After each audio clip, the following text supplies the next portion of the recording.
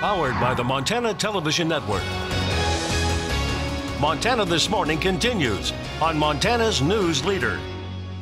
A tape is released of a secretly recorded conversation between President Trump and his former attorney. I'm John Schumo with the debate over exactly what was said. And Vice President Pence in Billings to campaign for Matt Rosendale, coming up his arrival last night. What's on his schedule in Montana later today? Good morning to you. I'm Missy O'Malley with Chet Lehman. Our top story for you now here at 6:30. Last week, we learned that shortly before the 2016 election, Michael Cohen secretly recorded a conversation that he had with his client, Donald Trump. Last night, Cohen's own attorney gave CNN that tape. CBS's John Schumo has the details. So what are we going to pay? Funding. A tape of a secretly recorded conversation between President Trump and his former attorney, Michael Cohen, was aired on CNN last night. In it, they appeared to discuss paying off a Playboy model who claims to have had an affair with Mr. Trump. What financing? We'll have to pay you. So Don't pay the kid. No. I got no.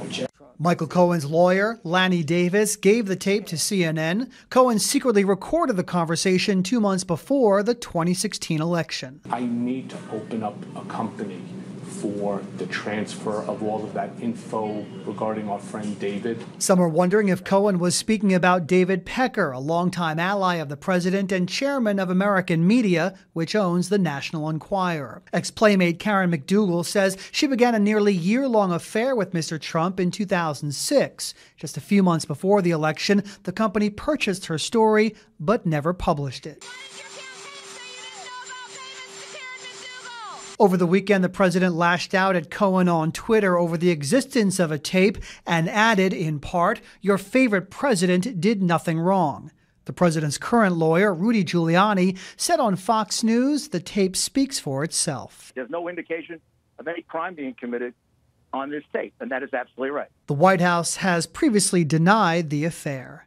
John Schumo, CBS News. By the way, the Justice Department investigating Cohen's role in paying women to stay silent about their affair with Mr. Trump in the run-up to the election.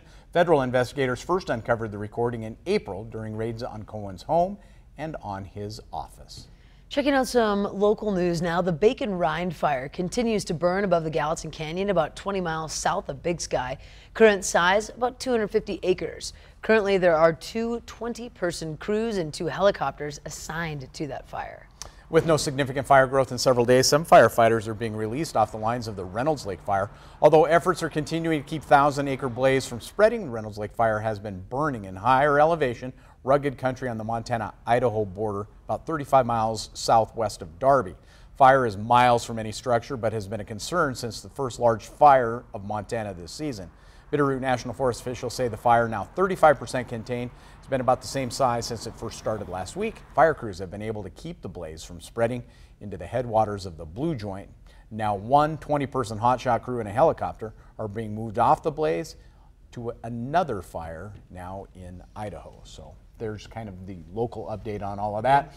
This breeze this morning with those warm temperatures, not super conducive to fighting fire. What you want is light wind, low temperatures. That raises the humidity, and that kind of helps you with the firefighting efforts. This morning, actually, temperatures, as you said, a little on the warmer side, into the mid to upper 50s in Belgrade. 47 in Butte, 41 in West Yellowstone. Yesterday, unfortunately, we had a little bit of lightning, not a lot of rain, so we're going to be watching things pretty carefully as we see that fire risk continue to grow with some drier air. Temperatures today into the 80s. I think that we're cool for a few days. Coming up in our main weather, we're going to take a look at where we stand for the month of July as far as rain is concerned. Thank you, Matt. Now 6:33. Vice President Mike Pence landed in Billings yesterday. He greeted local and state politicians and shook hands with a few dozen supporters. MTN's Samantha Harrelson was at the airport as the vice president landed. Vice President Mike Pence arrived here in Billings at 4:30 this afternoon. He was greeted by Matt Rosendale and his wife Jean. Of course, he is here campaigning for Matt Rosendale's Senate run. He was also greeted by Secretary of State Corey Stapleton and Superintendent of Public Instruction Elsie Arnson. In addition to them, there were dozens of supporters and other people here to greet the Vice President as he came in. One of the notable people here to greet him was former Navy SEAL Bo Reichenbach. He lost both of his legs overseas. And another notable moment, the Vice President was here for about 30 minutes, a bit of a prolonged time here at the Billings Airport after a young man succumbed to some of the pressures and excitement of the day here. Not only is it warm, but of course a lot of excitement with the Vice President coming in, and he ended up having a special moment with the Vice President after first responders made sure he was okay. So after about 30 minutes here at the Billings Airport, the Vice President made his way downtown for his first campaign event. Staying on topic, July has been a busy month for Matt Rosendale. He picked up help for his campaign from the very top of the Republican Party. This visit by Vice President Pence comes 19 days after President Trump held a rally in Great Falls to support the Rosendale campaign. It's quite a humbling experience. It's very exciting. I told some folks there was no coffee necessary last week in Great Falls. There was so much energy in that room, and now to have that followed up, as you say, with the Vice President, what an honor. What an honor for the state, and for me as a candidate, it's really incredible honor. Now, most polls show incumbent Jon Tester as the favorite to win the race. According to a recent Real Clear Politics poll, the Montana Senate race currently leans Democratic. Now today, Vice President Pence will deliver the keynote remarks at a free public rally at the Montana Pavilion at Metro Park in Billings. That event starts at 9:30. You'll be able to follow the complete event on our websites or your local CW station. A panel of speakers will discuss the Tax Cuts and Job Acts and how it will impact Montana. Former Milwaukee County Sheriff David Clark will MC today's event. Clark now works for the America First Action Super PAC. And Governor Steve Bullock's office says that it's suing the IRS and the U.S. Treasury over a recent change in donor disclosure requirements for some nonprofits. The recent change means certain nonprofits, tax-exempt 501c groups that spend money to influence elections no longer have to disclose donors on tax forms. Now, the changes affect groups like chambers of commerce, labor and agricultural organizations, and the 501c4 social welfare groups. The 501c4 groups are often associated with dark money groups that are capable of raising and spending unlimited amounts of money without disclosing donors. Now, that can be funneled through political action committees. The lawsuit is asking a judge to block the Trump administration's changes. Well, there's a lot of disappointment going on in Butte right now for motorcycle fans and more. Evel Knievel Day is not happening this year. MTN's John Amy reports on how Butte businesses are coping. Evel Knievel Days was supposed to get fired up in Butte this week, but it fizzled out. We're really disappointed about Evel Knievel's Days. I mean, that was a great event. Many uptown businesses got a much-needed economic boost from the three-day festival.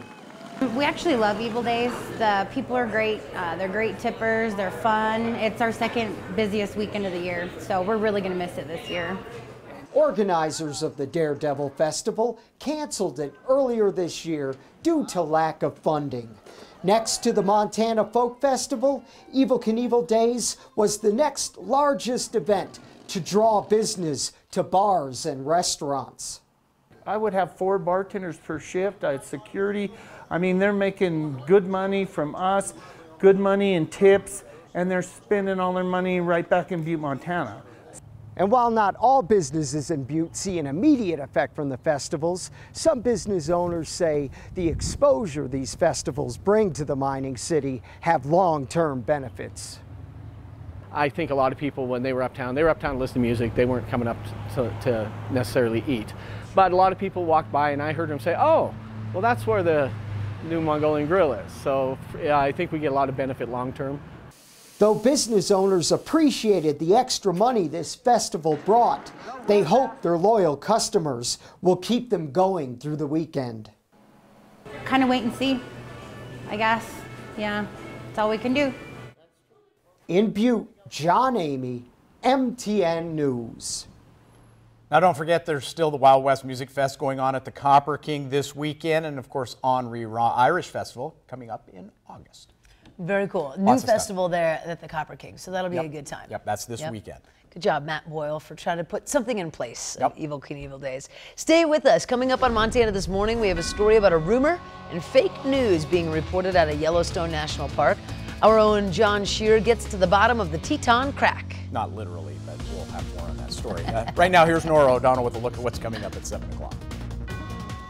Good morning. Ahead here on CBS this morning, President Trump's attorney is responding to that newly released recording of the president and his former lawyer, Michael Cohen, allegedly discussing a payment to a former Playboy model, and how a group of visually impaired athletes battle crosswinds and floods in a coast-to-coast bike ride. We'll see you right at 7.